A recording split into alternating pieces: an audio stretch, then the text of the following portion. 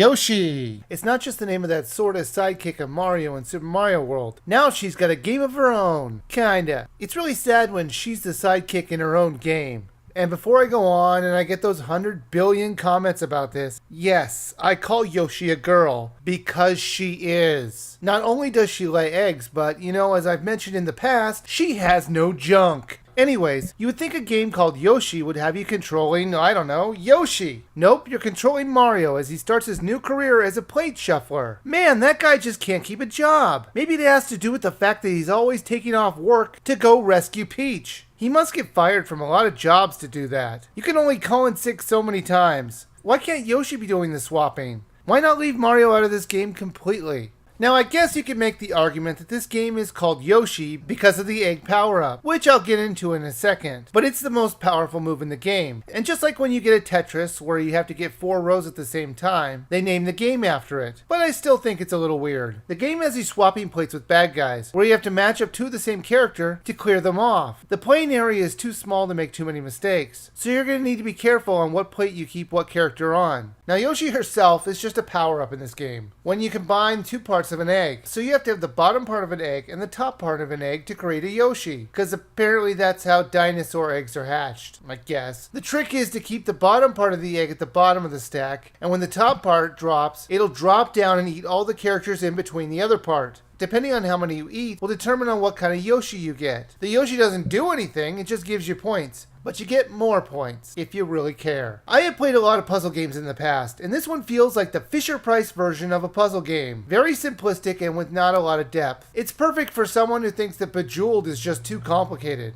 There are 2 modes to play, A and B. Gotta love those early gameplay modes. Don't bother labeling them, just call them A and B. Now A is a free-to-play mode, which will have you matching characters until you run out of room on the board. While you might think this might be fun, it's really not, unless you really like seeing how good of a score you're gonna get. I really thought of it as more of a practice mode for the much better mode, B mode. Now B mode starts you off with one line already filled with characters, and you're gonna need to clear out the whole board of characters to win it. When you do it, you see a strange cutscene of Mario and Yoshi on a track doing laps. Then Yoshi eating something, and then another level starts up. Thanks for that random cutscene there, Nintendo. After that, you move on to the next level, which adds in one more level of a line for you to do.